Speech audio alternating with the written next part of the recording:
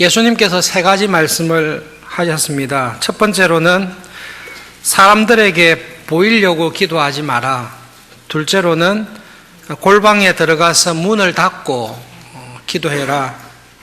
그리고 셋째로는 은밀한 중에 보시는 하나님께서, 아버지께서 우리의 기도를 갚아주실 것이다. 세 가지 말씀을 하셨습니다. 하나씩 예수님의 말씀을 보면서 어떻게 기도해야 될지, 우리의 기도가 어떠한지, 무엇보다 기도를 통해 주신 은혜가 무엇인지를 이 시간 생각해 보겠습니다. 골방에 들어가서 기도하라는 것은 기도의 방법을 가르치는 게 아니라 기도의 본질이 무엇인지를 우리에게 말씀해 주시는 것입니다. 우리는 예수님께서 하신 말씀을 기도의 방법을 이렇게 바꾸어야 되겠다 생각할 수 있는데, 예수님은 이 말씀을 기도가 어떤 것인지 본질에 대해서 설명해 주고 계십니다. 기도의 본질을 놓친 사람들을 회당에서, 거리에서 기도하는 사람으로 설명하고 있습니다. 예수님 시대에 흔히 보았던 모습입니다. 경건하고 기도에 열심히 있는 사람들이 성전에서도 기도하지만 회당에서, 사거리에서 기도를 하는 경우가 있었습니다. 왜 그런 식으로 기도했냐라고 물으면 동기가 그렇습니다. 정해진 시간에 하나님께 열심히 기도해야 된다. 둘째로는 평소에 신앙생활에 관심이 없고 기도 생활 열심히 하지 아니하는 백성들에게 우리 바리새인들이, 우리 서기관들이 기도는 이렇게 해야 된다는 것을 보여주고, 또 우리의 기도의 내용을 들음으로 말미암아 기도는 저렇게 하는 것이구나 라는 것도 교육을 하고, 그래서 기도를 열심히 하는 우리의 모습에 도전을 받아서 기도하는 사람으로 그렇게 해야 되겠다라는 뜻으로 바리새인들과 서기관들은 사람들이 많이 모이는 곳에서 기도를 하는 습관이 있었습니다. 예수님께서는 그렇게 기도하는 것, 하나님께도 기도하지만 기도하지 아니하는 교인들에게, 기도하지 아니하는 사람들에게 기도하는 모습을 보여주어서 도전을 받게 하고 기도하는 삶을 살도록 해야 되겠다, 그런 동기를 가지고 하는 기도에 대해서 외식하는 자의 기도고 가정한 기도이다, 하나님이 듣지 않는 기도다라고 말씀하십니다. 하나님 편에서 생각하시면 정확하게 뜻을 알 수 있습니다. 하나님께 기도하러 왔습니다. 그래서 하나님께서 너 어떤 문제를 가지고 기도하러 왔냐 이렇게 물었을 때, 하나님, 제가 이런 문제가 있어서 하나님의 도우심과 은혜가 필요하고 하나님의 지혜가 필요합니다, 그렇게 간절히 기도할 때 하나님은 그 기도를 들으시고 응답해 주십니다. 그런데 기도하는 내용을 들어보니까 하나님, 저에게 이것이 필요합니다 라고 이야기하는데 그 말 말고 다른 말들도 많이 합니다. 근데 다른 말은 사실 하나님께서 들을 말씀이 아니라 주위에 있는 사람들이 듣고 은혜 받으라고 말을 하는 것입니다. 기도할 내용을 하나님께 다 했습니다. 다 했구나. 그러면 가도 된다 하는데, 아닙니다. 잠깐만 기다려 주십시오. 제가 기도는 최소한 1시간은 해야 되기 때문에 1시간을 해야 주위의 사람들이 기도는 최소한 이렇게 저렇게 길게 해야 되구나 알기 때문에 하나님 특별하게 할 말은 없지만 그래도 제가 막 이렇게 할 거니까 하나님 들어주십시오. 왜냐하면 저 사람들이 최소한 기도가 이렇게 하는 것을 알아야 됩니다. 하나님을 이용하는 거죠. 아주 쉽게 이야기하면 이 사람은 하나님께 기도하는 것이 아니라 기도를 통해서 하나님을 이용하는 것이죠. 가장 경건한 시간에 하나님께 나와서 무릎을 꿇고 하나님의 뜻이 이루어지기를 원합니다 라고 자기를 부인하는 그 시간에 이 사람은 자기의 기도하는 열심과 모습을 통해서 자기 자신의 목적 혹은 자기의 경건함을 보이려고 하는 마음이 있습니다. 우리가 어떻게 생각할지 모르겠지만 하나님께서 그 동기와 그 기도를 보시고 너는 참 외식하고 가정하구나. 감히 내 앞에 나와서 나에게 기도하는 이 시간조차도 네가 얼마나 경건하며 사람들을 어떻게 가르쳐야 될지를 나를 이용해서 사용하는 것이구나. 그것이 하나님께서 보시기에 가정한 기도이고 듣지 아니하는 기도입니다. 그래서 회당에 서서 많은 사람들이 보는 앞에서 기도하는 사람들은 하나님 보시기에 외식하는 기도에 빠지는 수가 많이 있습니다. 골방에 들어가서 기도하면서도 똑같은 위험에 빠질 수 있습니다. 모든 사람에게 광고합니다. 저 기도하러 들어갑니다. 저 골방에 들어갑니다. 앞으로 몇 시간 동안 못 볼 겁니다. 그렇게 해서 골방에 들어가서 기도하는 사람이 있습니다. 내가 골방에 있다는 것을 알림으로 말미암아 골방에서 기도가 다 마침에도 불구하고 기도하는 중에 내가 골방에 있다는 것을 사람들이 알아줄 것이다라는 마음으로 기도하는 사람은 거리나 회당에서 기도하는 사람과 똑같이 외식하며 가정한 기도를 하는 사람입니다. 수도사들 가운데 경건한 수도사들이 있었습니다. 사막의 수도사들에 관한 일화나 전기들을 쭉 읽어보시면 예수님께서 말씀하신 우리의 경건 생활을 돌아보게 하는 일화가 있습니다. 하나님께 헌신하기 위해서 사막으로 들어갔습니다. 한 끼에 고구마나 감자 하나 혹은 하루에 고구마나 감자 하나를 먹으면서 기도만 했습니다. 그 가운데 특별히 하나님께 기도를 헌신하는 사람이 있었습니다. 다른 사람이 올 수 없는 더 깊은 사막으로 들어갔습니다. 그리고 가장 열심히 잠을 줄이고 음식을 줄이고 가장 열심히 가장 많은 기도를 드리는 수도사가 있었습니다. 그 사람의 경건과 기도의 열심이 소문이 났습니다. 많은 사람이 그를 보러 왔는데 더 깊은 곳으로 들어갔습니다. 천사가 나타나서 이야기를 했습니다. 너의 기도와 경건과 열심을 하나님께서 보시고 기뻐하신다. 그리고 하나님께서 너의 모든 기도를 들어주신다. 그러니 사람들 앞에서 절벽에서 한번 뛰어내려 봐라. 하나님께서 너의 경건을 보시고 너를 다치지 않게 해주실 것이다. 그 천사의 말을 듣고 뛰어내렸습니다. 큰 부상을 입었습니다. 결국은 죽게 되었습니다. 천사로 변장한 악한 영이 속인 거지요. 뭐라고 속였습니까? 너처럼 기도 열심히 하는 수도사는 없다. 너와 같이 간절히 열심히 기도하는 수도사가 없다. 그러니 너의 이 탁월한 경건을, 너의 타고난 기도의 모습을 사람들에게도 보여줘야 되지 않겠냐. 거기에 넘어간 것입니다. 우리에게는 그러한 마음이 있습니다. 여러분, 우리 안에 있는 타락한 욕심, 쉽게 말씀드리면 나를 증명하기 원하는, 내가 더 경건하고 내가 더 쓸모있고 내가 더 훌륭하다는 것을 증명하기 원하는 욕심은 항상 있습니다. 그것이 가장 경건한 순간에, 가장 경건한 자리에서도 충분히 발동할 수 있습니다. 기도는 나의 영성을 증명하는 수단이 아닙니다. 기도는 내가 얼마나 헌신되어 있고 내가 얼마나 열정적으로 살아가고 있는 사람인지를 증명하는 수단이 전혀 아닙니다. 혹시 여러분 기도 생활하실 때 마음의 은밀한 곳에 내가 참 우리 교회에서 제일 기도를 열심히 했지, 내가 가장 많이 하지, 내가 비가 오나 눈이 오나 하루도 빠지지 않고 기도하지, 그런 마음이 기도하는 가운데 있으시면 하나님께서 나와 같은 사람은 외식하는 사람이라고 보시고 내 기도는 거의 안 들으셨구나, 그렇게 생각하시면 예수님의 말씀이 거의 맞습니다. 그래도 들어주시겠지, 그렇게 예수님은 말씀하지 않습니다. 기도를 하실 때 사람에게 보이려는 마음이 있습니까? 그러면 그 기도는 하나님께서 가정하게 여기시고 외식하는 사람의 기도입니다. 그래서 예수님께서는 우리들에게 기도할 때 골방에 들어가서 문을 닫고 기도해라 말씀하십니다. 문을 닫아라는 말이 무슨 뜻이죠?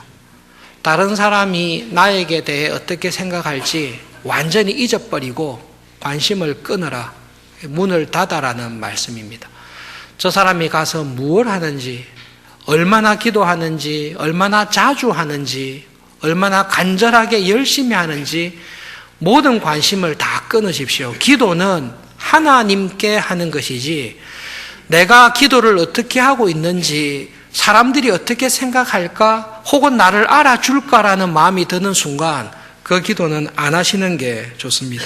예수님께서 말씀하신 것은 문을 닫고 골방에 들어가서 기도해라. 그렇게 말씀하십니다. 기도에 대해서는 저도 하나님 앞에서 이렇게 여러 가지 부끄러움이 많고 사실은 설교할 수 있는 자격이 있을까 많이 연약한 부분입니다만은 그렇기 때문에 여러분 더 기도에 대해서 예수님의 말씀을 통해 돌아볼 수 있으면 좋겠습니다. 눈을 조금만 넓게 떠서 교회의 역사를 통해 성경에 기록된 하나님의 사람들을 자세히 보십시오. 하나님께서 쓰신 하나님의 사람들 가운데 기도를 하지 않았던 사람이 한 사람이라도 있습니까? 이 사람이 능력이 많고 말씀을 많이 알고 똑똑하고 재능이 있는데 하나님께 간절히 기도하는 기도의 시간을 가지지 않았음에도 불구하고 하나님께서 귀하게 쓴 사람이 한 사람이라도 있습니까? 제가 오해했던 부분 가운데 한 가지가 이것입니다. 하나님의 은혜로 신학을 조금 더 공부하는 때가 있었는데요. 마틴 루터나 켈빈이나 조나단 에드워드나 그리고 여러 개혁자들의 글들을 읽으면 그분들이 썼던 성경에 관한 해석, 신학적인 탁월한 글들, 주석들 이것을 읽으면 정말로 엄청난 감동이 있습니다. 그런 책을 읽는 것 자체가 기도가 될 정도로 엄청난 은혜와 감동이 있습니다. 그래서 역시 하나님께서 교회에 주신 가장 큰 은혜는 말씀이다. 말씀의 은혜를 능가하는 그 어떤 은혜가 없다 생각을 했습니다. 그런데 여러분 기도를 정확하게 하는 사람은 예수님께서 하신 대로 기도하는 사람들입니다. 이 사람들은 골방에 들어가 문을 닫고 기도합니다. 여러분 루터나 우리가 잘 아는 평범하게 잘 아는 켈빈이나 혹은 조나단 에드워드나 여러분이 아는 믿음의 사람들을 보시면 그분들이 쓴 놀라운 책들이 있습니다. 500년이 지나도 다시 읽어도 은혜가 되고 500년이 지난 지금 읽어도 그때만큼 명쾌하게 말씀을 설명한 그런 책들이 별로 없다라고 할 정도로 훌륭한 책을 썼습니다. 조나단 에드워드가 원죄에 관해서 썼는데요. 기독교 역사상 원죄에 대해서 가장 분명하게 설명한 책을 세 사람이 딱 썼습니다. 어거스틴이 초대교회 때 썼고, 켈빈이 종교개혁 때 썼고, 조나단 에드워드가 미국 대부흥운동 때 썼습니다. 그 책을 읽어보시면 장님이 눈을 뜨듯이 성경이 확 이렇게 뜨입니다. 이 원죄라는 게 이거구나. 이거 내한테 어떻게 들어와 있구나. 이게 확 뜨입니다. 이 사람들은 정말 말씀과 신학의 사람들이었구나 생각을 하게 됩니다. 그러나 여러분 루터와 에드워드의 삶을 자세히 들여다보시면 이 사람들은 정말로 기도의 사람들입니다. 헬무트 틸리케라는 분이 쓴 글을 쭉 읽다가 루터의 기도에 대해서 이렇게 쓴 말이 있습니다. 하루에 서너 시간씩 루터는 매일 기도했습니다. 여러분 하루에 서너 시간씩 혹시 기도하신 적이 있습니까? 일주일 내내 서너 시간씩 기도하면 기도할 제목이 있습니까? 쉽지 않습니다. 워낙 기도 안 하다가 하나님께 한번 이때까지 살아왔던 것, 앞으로 살 것, 이게 다 정리해서 기도해도 서너 시간 기도하는 것 정말로 쉽지 않습니다. 그런데 서너 시간씩 기도하는 것을 매일 한다고 생각해 보십시오. 무슨 말씀을 하나님께 하시겠습니까? 근데 루트는 원래 이 사람이 수도사였습니다. 루트는 원래 직업이 수도사였습니다. 수도사는 새벽부터 밤까지 하는 일이 기도입니다. 일어나서 미사를 드리고 새벽 기도가 있고, 아침 먹고 기도하고, 점심 먹고 기도하고, 오후에 기도하고, 저녁 때 기도하고, 자기 전에 기도하고, 수도사의 삶은 기도밖에 없습니다. 그리고 나머지 시간에는 성경을 배우게 되어 있습니다. 루트의 삶에 많이 드러난 부분은 말씀과 신학인데요, 루트의 삶에 완전히 감추어져 있었던 것은 기도입니다. 루트가 기도를 통해 죽을 수밖에 없었던 친구가 루트의 간절한 기도로 하나님께서 살려주셨던 이야기, 켈빈이 목회를 하는 가운데 기도를 통해 경험했던 은혜들, 특별히 조나단 에드워드가 기도를 통해 하나님을 경험했던 은혜들은 어지간히 관심을 기울이지 않으면 거의 알 수 없습니다. 에드워드는 습관적으로 말을 타고 한적한 곳에 가서 하나님께 기도하는 일이 그의 일상생활이었습니다. 에드워드의 기록을 보면 잠깐 이런 기록이 있습니다. 한적한 곳에 가서 하나님께 기도하는데 하나님의 임재하심이 에드워드에게 강력하게 임했는데 어느 정도까지 임했는가 하면, 하나님 됐습니다. 더 이상 하면 제가 죽을 지경이니 하나님 됐습니다. 이만하면 됐습니다. 그만해 주십시오 라고 할 정도로 하나님의 임재가 강하게 들어왔습니다. 그런데 에드워드는 그 경험을 하고 난 이후에 일절 극에 대해서 선전하지 않습니다. 여러분, 기도의 사람들은 특징이 있습니다. 기도를 통해 하나님을 만났던 놀라운 은혜를 소문을 내지 않습니다. 그냥 은밀한 중에 하나님을 만난 감동과 하나님의 임재의 확신을 간직하고 더 기도의 자리에 들어가지, 40일 금식 기도를 제가 3회 실시했습니다, 이런 이야기를 전혀 하지 않습니다.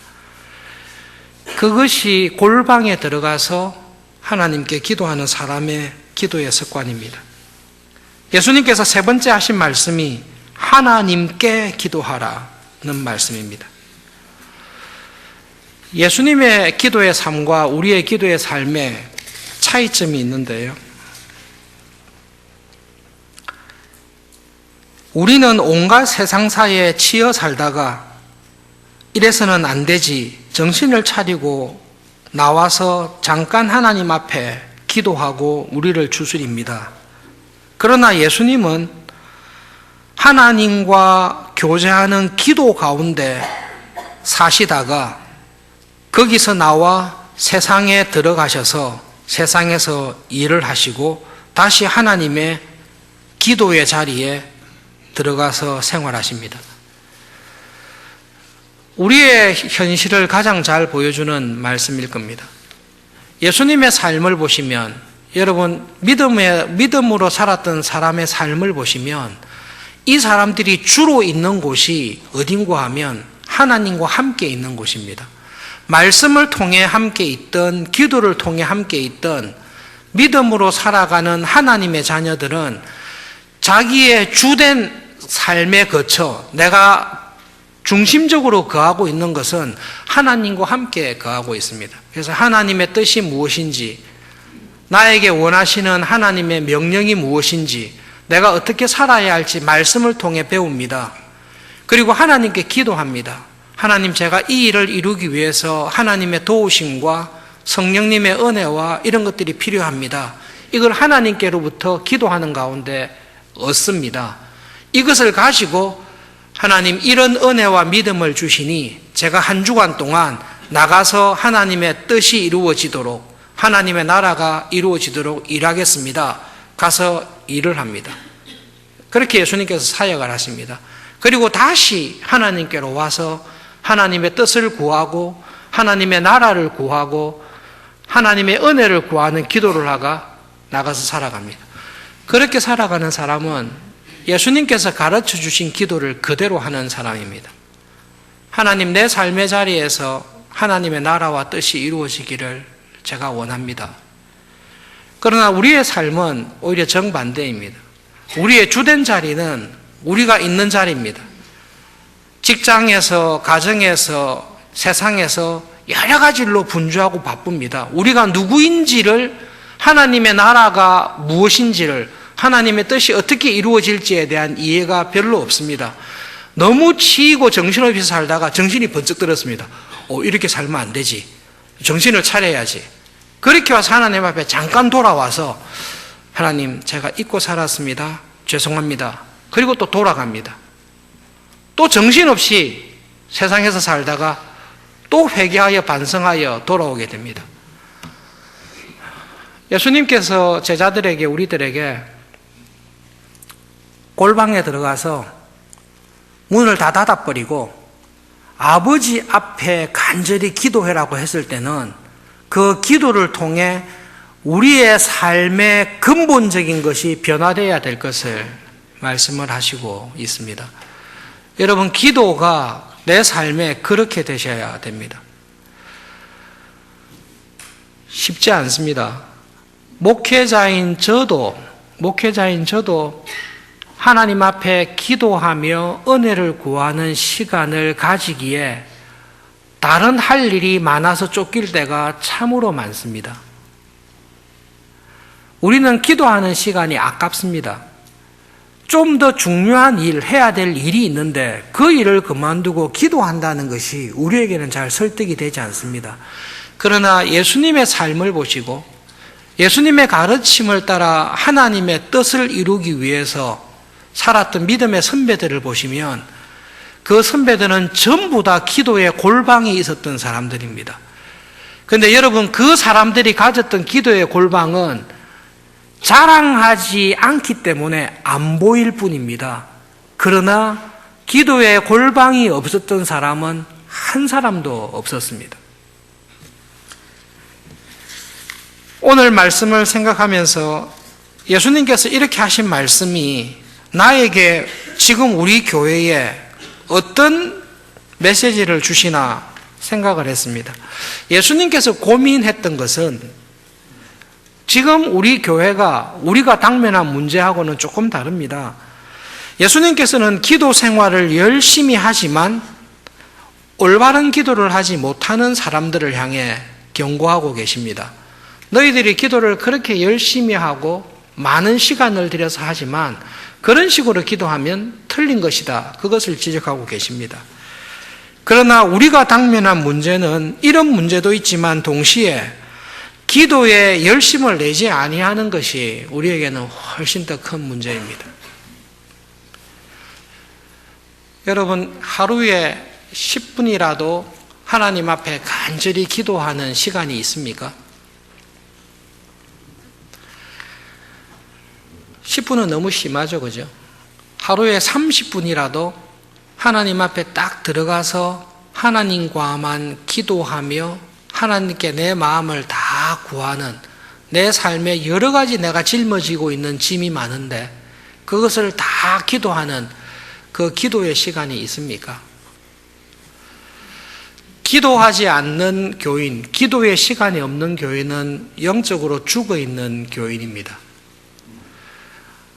아니에요. 나는 성경을 많이 알아요. 나는 신학을 많이 알아요. 나는 기도가 얼마나 중요한지 많이 알아요. 나는 주기도문을 다 배웠어요. 그런데 실제로 생활 가운데 30분도 기도하지 않습니다. 여러분, 기도를 아는 사람은 기도하는 사람입니다. 그 말씀에 아멘 하셔야 됩니다. 기도를 아는 사람은 기도를 하는 사람입니다. 기도에 대해서 논문을 쓸 수 있고 책을 쓸 수 있는데 하루에 30분도 기도하지 않습니다. 그 사람은 기도를 모르는 사람입니다. 기도를 아는 사람은 기도를 하는 사람입니다. 기도를 하셔야 됩니다. 하나님께 기도한다는 의미가 무슨 뜻입니까? 여러분, 저를 아십니까? 아시죠? 주일마다 설교를 하니까 아시죠? 근데 여러분 정말로 저하고 친하십니까? 저는 개인적으로 원수는 없기를 바랍니다. 원수는 없기를 바랍니다. 그러나 여러분 저하고 정말로 친하십니까? 제가 무엇을 요즘 고민하는지, 제 마음의 간절한 기도 제목이 무엇인지 교회에 대한 생각이 어떠한지 아십니까? 여러분 거의 모르실 것입니다. 왜 모르시죠? 개인적으로 만난 적이 없잖아요. 제가 여러분을 아는 유일한 길은 신방을 가서 그렇습니다. 신방을 가서 한 짧은 시간이지만 1시간 반, 2시간 정도 신방을 통해서 함께 집에서 식사하며 개인적으로 만나서 이야기한 교인들은 마음에 딱 들어와 있습니다. 아, 이 가정은 어떤 가정이고 어떤 기도의 제목이 있고 신앙의 배경이 어떻고 그러면 친근하게 됩니다. 그러나 교회에 출석하고 예배는 같이 드리지만 개인적인 교제가 전혀 없습니다. 그러면 그냥 소셜한 관계만 맺을 뿐입니다. 친하지 않습니다. 여러분 함께 옆에 예배 드리는 교인들이 계시죠? 매주 얼굴 보시죠? 정말 친하세요? 익숙히 아는 것하고 마음을 알고 친근한 것하고는 분명히 다릅니다. 여러분 하나님과 친하세요? 하나님 아버지와 친근하세요? 그래서 그 하나님 아버지 앞에 앉으면 나의 모든 이야기를 다 내놓을 수 있을 만큼 친하세요? 하루에 30분도 아버지하고 함께 이야기를, 마음을 나누지 않는데 그 아버지의 마음을 알지 못하는데 친할 수는 없습니다. 그건 거의 불가능합니다. 예수님께서 외식하는 기도가 되지 않도록 조심해라고 이야기했을 때 우리가 가장 먼저 돌아봐야 될 부분은 나는 하나님을 아버지라 부르며 그 아버지에게 내 마음을 열어놓는 그런 시간이 있는가를 우리는 먼저 돌아보셔야 됩니다. 그리고 그 아버지를 부르는 시간, 그리고 개인적인 교제의 시간이 없이는 우리는 믿음으로 살아가기는 거의 불가능합니다. 말씀을 듣고 성령님께서 은혜 주셔서 그렇지, 내가 오늘부터 하루에 30분씩 반드시 기도해야 되겠다. 그렇게 하는 순간 외식하는 기도가 된다는 것이 예수님의 말씀입니다. 앞으로 내가 30분씩 기도하겠습니다. 결심했습니다. 그래서 아내에게, 교인들에게 나는 앞으로 30분씩 기도하기로 했습니다. 그렇게 하잖아요. 그게 외식하는 기도가 된다니까요.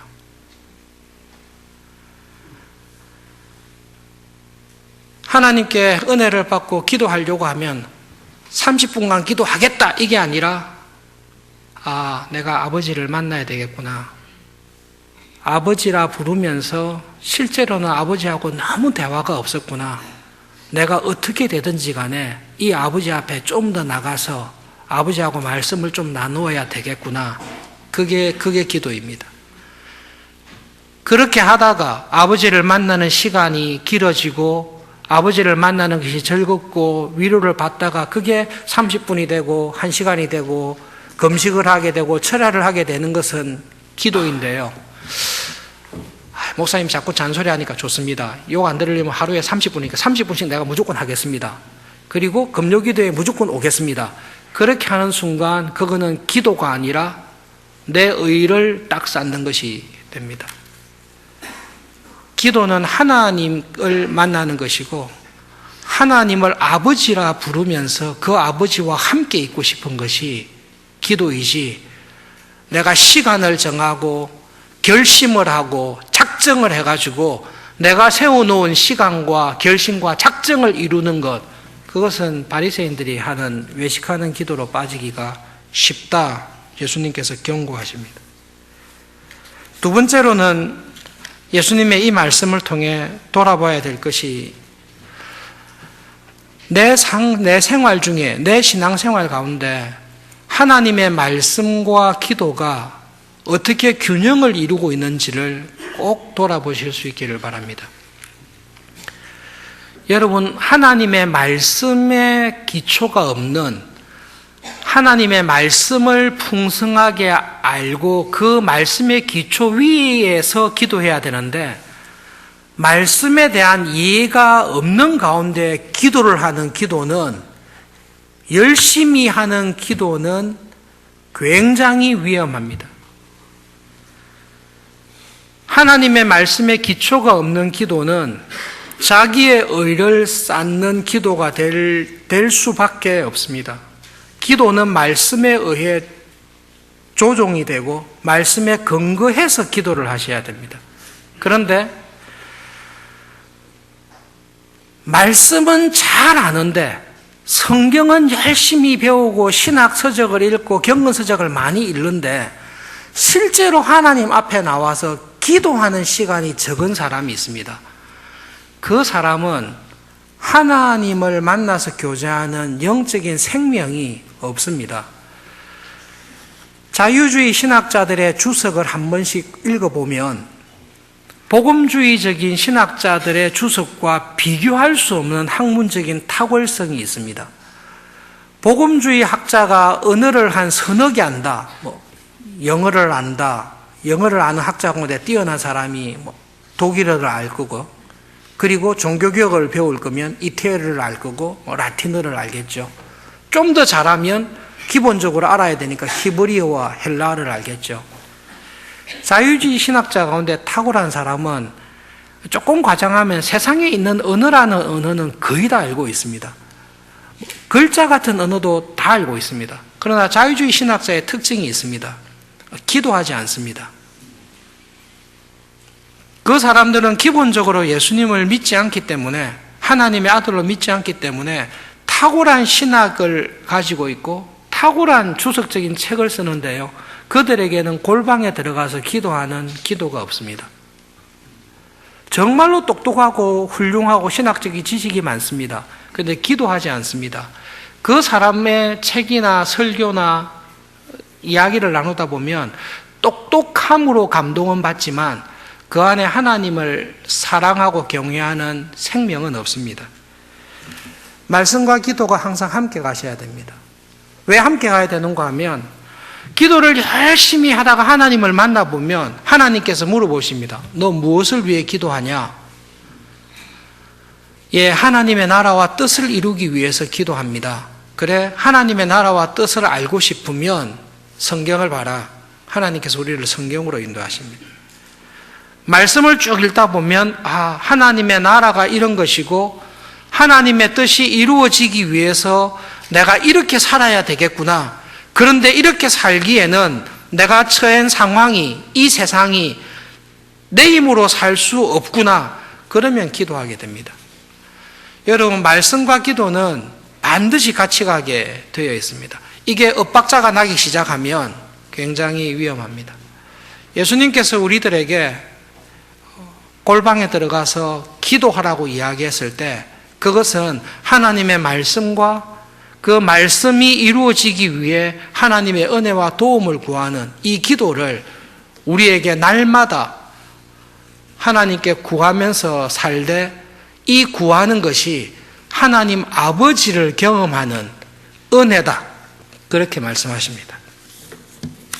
하나님께서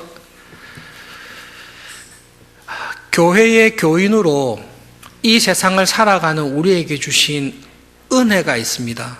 그 은혜를 주시는 길이 있습니다. 그게 신학적으로 은혜의 방도라는 말입니다. 좀 어려운 말이에요. 그냥 은혜를 주시는 길이 있습니다.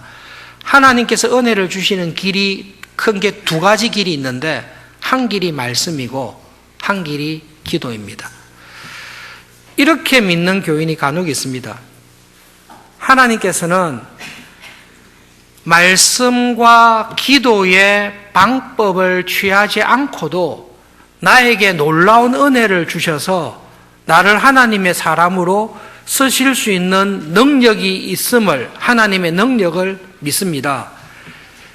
예, 하나님의 능력은 다 믿습니다. 그런데 하나님께서 그 능력을 주실 때 말씀의 사람, 그리고 기도하는 사람을 통해서 주시지, 하나님이 정해놓으신 이 은혜의 길을 무시하고 주시는 경우는 거의 없습니다. 그러므로 하나님의 사람으로 정말로 살기 원하시면 하나님의 뜻을 우리가 먼저 알고 그 뜻을 구하기 위해서 하나님의 도우심을 구해야 되는데, 여러분, 그것이 말씀과 기도입니다. 예수님께서 그걸 우리에게 보여주셨습니다. 본인 자체가 말씀이세요. 본인 자체가 살아있는 말씀입니다. 그런데 예수님의 삶을 보시면 하나님 앞에 나가 중요할 때마다 기도하십니다. 중요할 때마다 기도하십니다.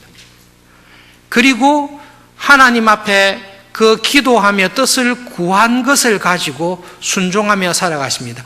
요한복음을 보십시오. 마지막 예수님께서 대제사장의 기도, 십자가에서 달려 죽기 전에 기도를 하면서 인상적으로 이렇게 말씀하십니다. 하나님 아버지, 내가 한 말 가운데 하나님 아버지께서 하라고 한 말씀, 그 말씀을 제가 전했습니다. 하나님께서 주시지 않은 말씀을 내가 전한 적이 없습니다. 하나님, 제가 했던 일들은 하나님께서 저에게 하라고 했던 일은 제가 다 빠짐없이 했습니다. 하나님이 말씀하지 않은 일을 내가 자의로 행한 것은 하나도 없습니다. 나를 이 땅에 보내셔서 하나님께서 해라고 하신 일들을 저는 다 이루었습니다. 마지막 예수님께서 딱 그렇게 기도하십니다. 하루를 시작하기 전에 하나님 앞에 먼저 들어가서 하나님과 함께 거하시면서 하나님의 뜻을 배우고 하나님의 말씀을 받아서 그렇구나, 내가 오늘 하루 이 세상에서, 이 땅에서 이렇게 살기를, 이 일을 하기를 원하시구나. 예수님께서 그렇게 살아가셨습니다. 그래서 하루를 시작하기 전에 새벽에 기도하는 이유가 거기에 있습니다. 직장에서 일을 시작하기 전에 골방에 들어가셔서 기도하십시오.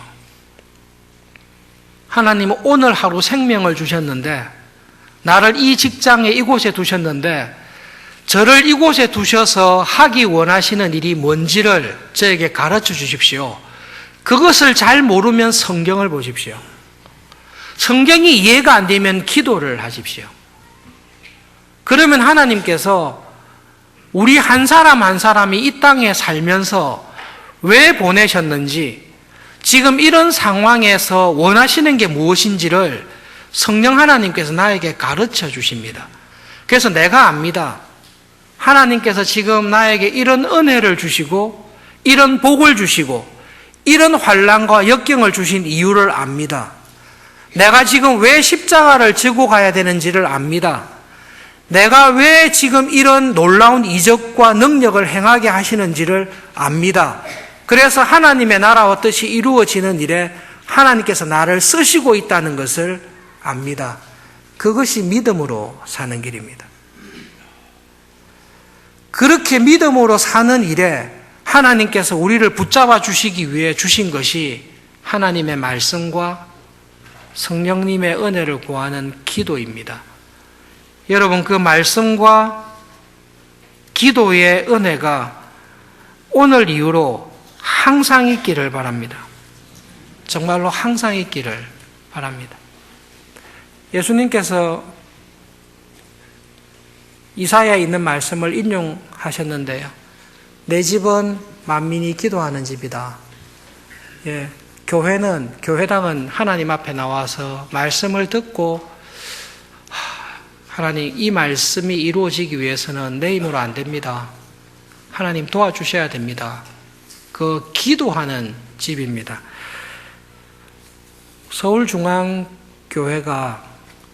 여러분 교회를 생각하시면 뭐가 제일 기억 남으세요? 우리 교회를 생각하시면 어떤 추억이 있으세요? 교회를 생각하시고 신앙생활 하실 때 내가 이 교회를 통해 하나님의 말씀과 뜻을 배우고 내가 이 교회의 한 구퉁이에서 기도했을 때 하나님께서 그 기도에 응답하셔서 은혜 주셨다. 여러분, 그것이 거의 신앙생활의 전부입니다. 여러분, 그게 신앙생활의 전부입니다. 얼마나 성공했느냐, 얼마나 유명해졌느냐, 얼마나 부유하게 됐느냐, 그것은 100% 하나님 마음이세요.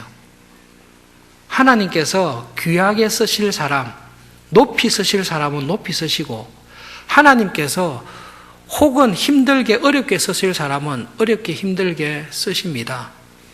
그런데 어떤 사람이 제일 복된고 하면 하나님을 사랑하고 하나님을 잘 아는 사람이 복된 사람입니다.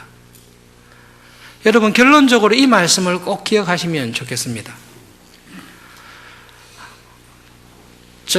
제가 우리 교회 예배 드리는 분들 가운데 누구하고 제일 친하겠어요? 저하고 마음을 제일 많이 나눈 사람하고 친하죠. 여러분, 사실 저는 여러분에게 솔직하게 말씀드려요. 저는 여러분이 얼마나 부자인지, 얼마나 은행에 잔고가 많은지, 어떤 대학을 나오셨는지, 어떤 재능이 있는지 저는 솔직히 관심이 전혀 없습니다. 받으신 게 많으시면 하나님께 감사하세요. 저는 사실은 별로 관심이 없어요. 근데 제가 정말로 관심 있는 게 있습니다. 믿음으로 살려고 애를 쓰는 분은 그냥 마음에 오래 남습니다. 부목사로 있을 때 한 수백 명 되셨죠. 많은 교인이 있는데요. 아직까지 기억에 마음속에 딱 남아있는 교인이 있습니다. 그 교인은 부자이기도 하고 가난하기도 하고 많이 배운 분도 있고 전혀 못 배운 분도 계신데요.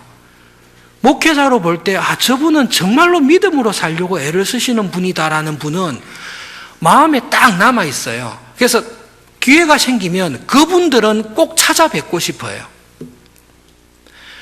하나님께서 이 땅에서 살아가는 우리의 삶을 보실 때 하나님은 더 그러실 겁니다. 하나님은 여러분들이 명품 옷을 걸치고 엄청난 부유한 사람이 들어오면 벌떡 일어서시고, 아무것도 보잘것없고 가난한 사람이 들어오면 뭐 오든가 말든가 그렇게 하실 분이 아닙니다. 하나님은 누구하고 친한가 하면 하나님을 사랑하는 사람하고 친하세요. 다시금 말씀드립니다마는 목회자들을 불러놓고 이런 문제를 자주 냅니다. 천국 가면 예수님 옆에 누가 앉을 거냐? 예수님 제일 가까운 곳에 누가 앉을 거냐? 그러니까 우리는 어떻게 하죠? 1번 고심파, 2번 총심파, 3번 침례파, 4번 오순절. 우리는 순위가 정해져 있어요. 정말로 그렇게 앉힐까요? 정말로 그렇게 앉힐까요?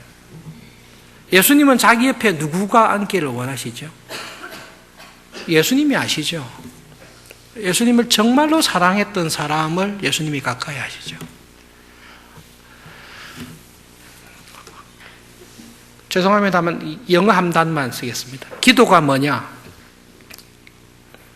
제가 개인적으로 좋아하는 헨리 나우엔이라는 가톨릭 신부가 쓴 말인데요. 기도는 desire to be with God, God only. 기도는 내가 하나님과 함께 있고 싶은 욕망입니다. 너 왜 기도합니까? 이렇게 물었을 때 하나님과 함께 있고 싶어요. 이게 기도예요. 하나님하고만 둘이 시간을 보내고 싶어요. 이게 기도예요. 당신 왜 기도합니까? 목사는 최소한 2-3시간 기도해야죠. 완전히 외식하는 기도입니다.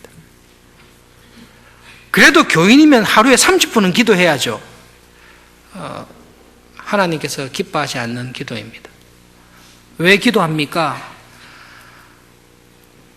왜 명절에 부모님을 찾아가지요? 어머니와 함께 있고 싶어요. 평소에 같이 있고 싶은데 못해서 명절이라도 가서 같이 있고 싶어요. 왜 기도하고 싶습니까? 하나님과 함께 있고 싶어요. 내 아버지인데 이 아버지와 함께 많은 이야기를 나누고 싶어요. 무슨 이야기를 그렇게 나누고 싶어요? 아버지의 관심사를 알고 싶고 나의 염려를 아버지하고 말하고 싶어요. 기도를 열심히 한 사람한테 기도의 은혜가 뭡니까? 그렇게 물어보면 금식 한번 해봐. 외식하는 사람이에요. 기도의 은혜를 정말 아는 사람에게 기도하면 뭐가 좋아요? 이렇게 물어보면 하나님이 좋아요. 하나님이 아버지 같아요. 그게 기도입니다. 기도를 놓치시면 하나님을 놓치시는 것이고 하나님을 놓치시면 다 놓치시는 겁니다. 열심히 기도하시기 바랍니다. 하루에 30분씩 기도하시기 바랍니다 하면 또 잘못되는 거 아시죠? 열심히 기도하시기 바랍니다. 하나님을 사랑하시기를 바랍니다. 사랑하다는 것은 아버지를 만나야 됩니다. 아버지를 만나서 내 마음을 토하고 아버지의 마음을 들으면, 그러면 그때 기도가 됩니다. 그렇게 기도하는 교인들이 우리 교회에 충만하기를 진심으로 부탁합니다. 기도하겠습니다.